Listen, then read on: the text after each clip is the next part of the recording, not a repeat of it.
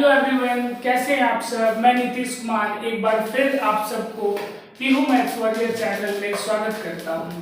आइए, इससे पहले वाले वीडियो में हमने डाला था क्लास 7 का बहुत इंपॉर्टेंट सेक्शन मैथ्स का, दैट इज मेंसुरेशन से मैंने बहुत सारा क्वेश्चन भी किया है, रेक्टेंगल और स्क्वायर से रिलेटेड क्वेश्चंस, है ना।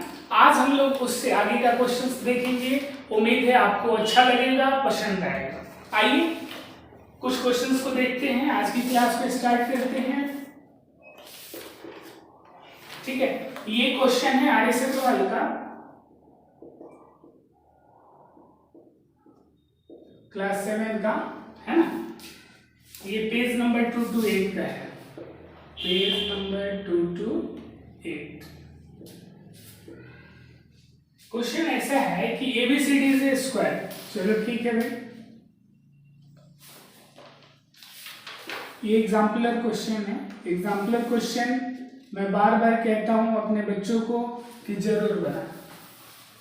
वो भी क्वेश्चन जितना ज्यादा बनाएंगे उतना कम है, इसलिए क्वेश्चन का बैंक आपके दिमाग में होना चाहिए।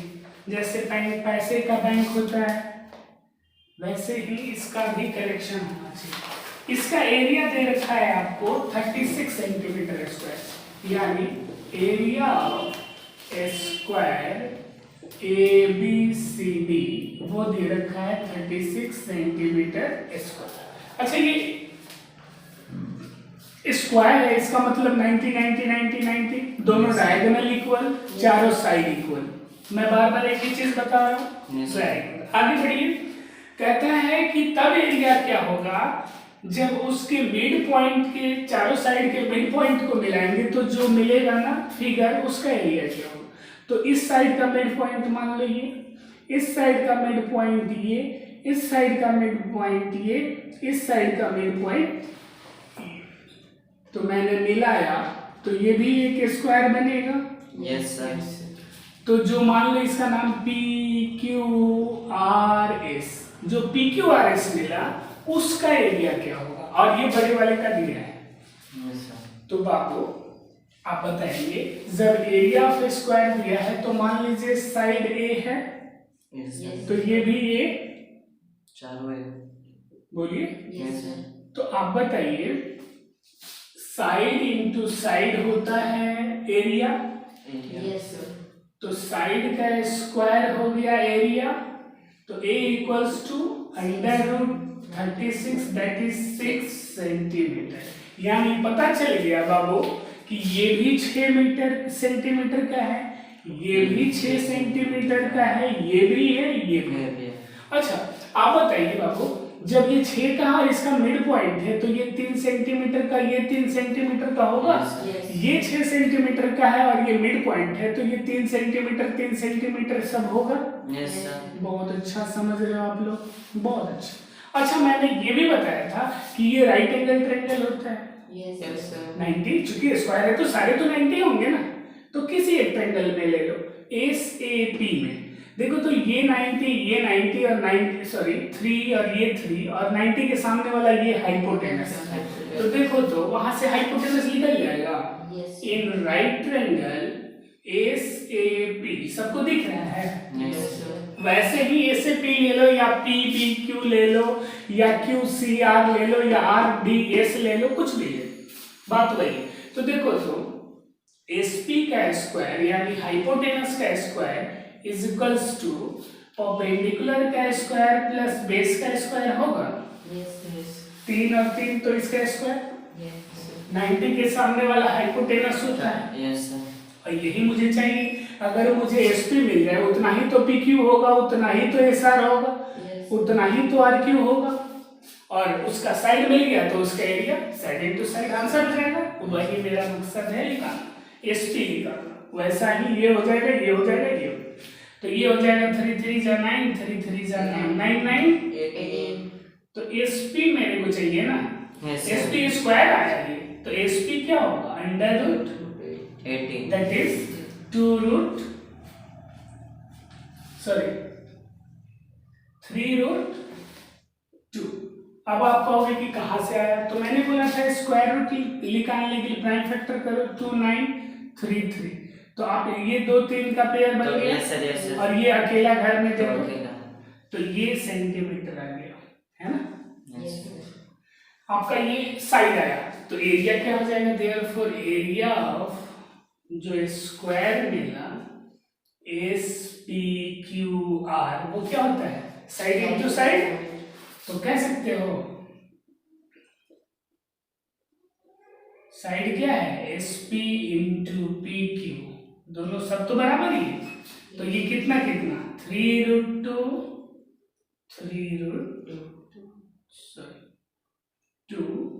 यानी 3 3 जा 9 और √2 रूट कैंसिल गुड, तो 9 2 जा 18 सेंटीमीटर सेंटीमीटर स्क्वायर।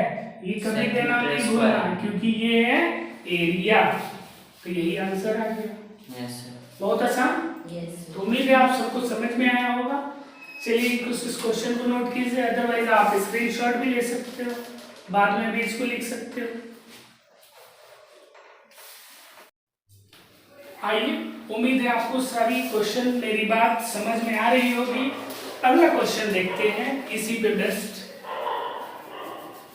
अभी हम लोग स्क्वायर और रेक्टेंगल के बारे में ही सारी चर्चा करेंगे, ठीक है। फिर उसके बाद हम लोग देखेंगे और भी ज्योमेट्रिकल फिगर के बारे में, ठीक है। तो कहता है कि find the area of the square, the length of उस डायगोनल इज 8√3। याद करो स्क्वायर बोल रहा है, तो स्क्वायर का डायगोनल यू नो कितना, ये साइड है ये ए, तो ये √2 टाइम्स साइड है ना, AC डायगोनल जो होगा वो √2 टाइम्स साइड होगा। तो वो दे रखा है डायगोनल ऑफ स्क्वायर होता है √2 times side, that is A here, और वो दे रखा है 8√2। तो मैं यहाँ लिख दूं 8√2 इक्वल्स टू √2 इंटू साइड। तो यहाँ से √2 कैंसिल हो जाएगा, ये इंटू इधर आके डिवाइड होगा तो नीचे ऊपर कैंसिल हो जाएगा। इधर नहीं देख रहे हो आप, तो साइड इक्वल्स टू क्या हो गया 8 सेंटीमीटर। तो जब साइड आ गया तो इसी में अगर मैं पूछ लूं कि पहला साइड निकालो तो साइड तो निकल गया। मैं बोलूं एरिया निकालो तो एरिया ऑफ स्क्वायर क्या हो जाएगा मेरे बाबू, side into side that is 64 centimetre square. मैं इसी में अगला पूछ दूं पेरीमीटर ऑफ स्क्वायर बताओ, 8 तो 4 times side that is 32 centimetre not square. तो बस इतना ही पूछ सकता है, डायगोनल देके आपसे पूछ सकता है साइड, आपसे पूछ सकता है एरिया, आपसे पूछ सकता है पेरीमीटर, ठीक है। यस सर तो आइए तो अगला क्वेश्चन देखते हैं 20A से, क्वेश्चन नंबर 6। ये आगे अग्रवाल का वो होगा चैप्टर, ठीक है। वो कहता है कि find the cost of carpeting a room 13 metre by 9 metre. तो एक रूम है जिसकी लंबाई है 13 मीटर और चौड़ाई है 9 मीटर, और इस पे कारपेट लगाना है 75 सेंटीमीटर का चौड़ा, तो उसका लंबाई निकल जाएगा, यानी इतने ही दूर पे में हमको लगाना है। तो इसका एरिया जितना होगा, एरिया ऑफ रेक्टेंगुलर रूम, उतना ही दूर में आप वो लगाओगे, कारपेट लगाओगे, that is area of carpet. समझने के लिए अगर ये बात लिखी हुई समझ गए तो फिर ठीक है, इससे आसान और कुछ नहीं हो सकता है। तो एरिया ऑफ रेक्टेंगुलर क्या होता है L इंटू बी, और एरिया ऑफ रेक्टेंगुलर कारपेट वो भी L इंटू बी, लेकिन L नहीं पता है कि कितना लंबा वो लेंथ वो कारपेट है, लेकिन उसका बीट पता है 75 सेंटीमीटर। ये मीटर तो ये सेंटीमीटर नहीं, यूनिट शुड बी सेम। तो सेंटीमीटर को मीटर में बदलने के लिए बाई 100। अब एल यहाँ से निकाले आप, ये कट सकते हो 25 3 टाइम्स, 25 4 टाइम्स, ये देखो 3 3 टाइम्स।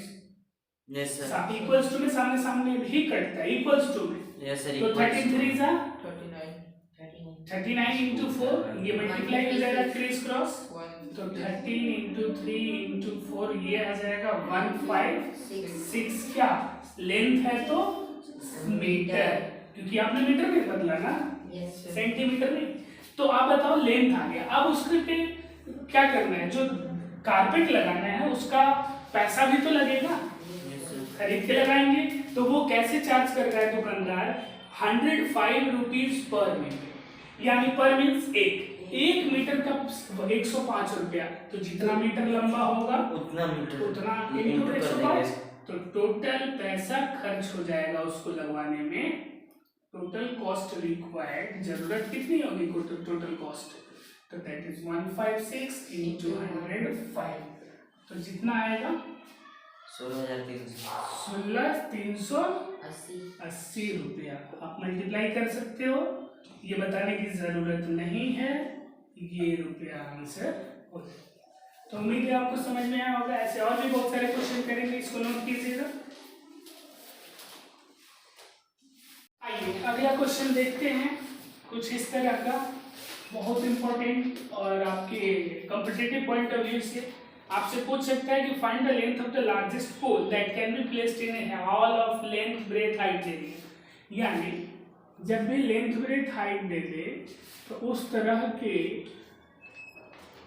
जो फिगर होते हैं, जैसे मान लो आप जिस रूम में बैठे, तो अगर इसकी अगर लेंथ पता है, ब्रेथ पता है और हाइट पता है, आपसे पूछे कि इस घर में सबसे बड़ा लॉन्गेस्ट पोल किस डायरेक्शन में आप रख सकते हो, तो अगर आप लेंथ के अकॉर्डिंग रखोगे तो ये हो इतना दूर 10 सेंटीमीटर या 10 मीटर, ब्रेथ रखोगे तो 5 मीटर या कुछ भी, हाँ, और ऐसे रखोगे तो ये तो ब्रेथ का ही बात हुआ।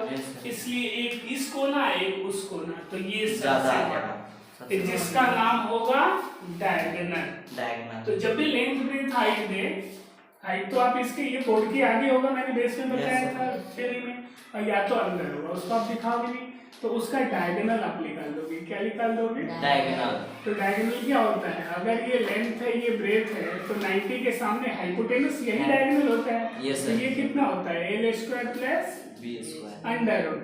तो अगर ये छो तो प्लस एच स्क्वायर उसमें जोड़ दोगे, यानी डायगोनल ऑफ क्यूबॉइडल रूम क्या है ये, length of the placed in a hall, तो क्यूबॉइडल हॉल। क्यों मैंने क्यूबॉइडल बोला, क्योंकि लेंथ ब्रेथ हाइट दे दिया, तो वो 3 डायमेंशन हो गया ना, वो अब रेक्टेंगल नहीं रहा, उसका एक सरफेस रेक्टेंगल रहा। तो diagonal of cuboidal hall will be the longest pole in a hall.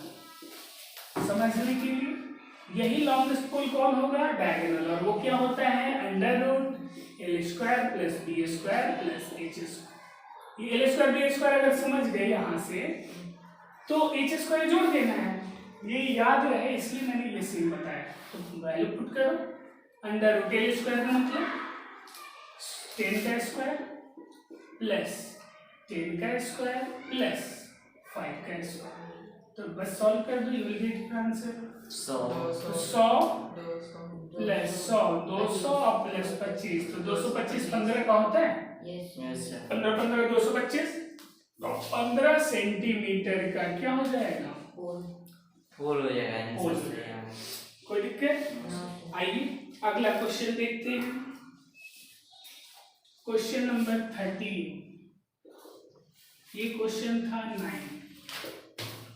कहता है कि if the area of the square field is 1/2 hectare, area of square field, ये मैं क्वेश्चन इसलिए लिया हूँ एक यूनिट का कंसेप्ट बताने के लिए, तो वो दिया है 1/2 ऑफ हेक्टेयर, ठीक है, 1/2 हेक्टेयर।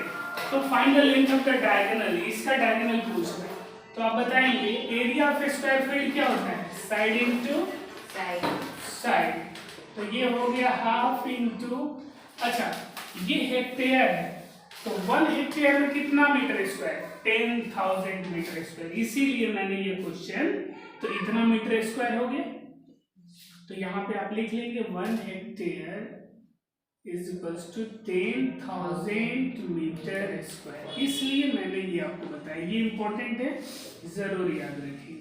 तो उसके यूज करके मैंने यहाँ लिखा, तो साइड इंटू साइड आपको हो गया साइड का स्क्वायर, बोलो। और ये हो जाएगा 2 5 10 और 1 2 3 0, बोलो। Yes sir. तो 5 3 0, बोलो। Yes sir. तो आपसे क्या पूछ रहे हैं? Find the length of its diagonal. तो बाबू डायगोनल क्या होता है? अगर इस रेक्टेंगल था तो 90 के सामने hypotenuse L square plus B square under root. अगर स्क्वायर हो तो ये भी एल, ये भी ए, तो ये अंडर रूट 2 टाइम्स साइन। यही होता है ना 90 के सामने हाइपोटेनस। तो डायगोनल क्या होता है? Root 2 times side. और आपको यहाँ से निकाल लो, side is equals to under root 5000। अरे स्क्वायर हटा तो अंडर रूट चलेगा। तो अंडर रूट 2, तो डायगोनल क्या हो जाएगा? Diagonal of square under root 2 into side, और साइड क्या है? Under root 5000। तो अंडर रूट हट जाएगा। सेम हो तो हटेगा। अंडर रूट 2 तब 2, अंडर रूट 5 तब 5, लेकिन under root A under root B तब होता है अंडर रूट ए बी। यानी दोनों एक में आ जाता है। तो ये अलग अलग है ना, सेम होता है तो क्या होता है? रूट हट जाता है, लेकिन सेम तो नहीं है। तो आप कर दोगे अंडर रूट 5 दूना 10 और 1 2 3 1 2 3। बाबू 3 और 1 4, इवन नंबर 0 है तो उसका स्क्वायर रूट होता है। कितना? 4 है तो 2 है, तो 100। 2 0 इसी में आएगा ना। तो 100 मीटर की सेंटीमीटर मीटर आ रहा है ना सर। Yes sir. तो यही हो गया डायगोनल। कोई दिक्कत? तो ये सब छोटी छोटी बातें आपको ये सब बिल्कुल ध्यान होनी चाहिए, तभी आपका कोई क्वेश्चन किसी भी क्लास में, ये जरूरी नहीं कि क्लास 7 का है, भले मैं पढ़ा रहा हूँ क्लास 7 में, बट ये 8 में भी यूज होगा, 9 में, 10 में, 11 में। इसको नोट कीजिएगा।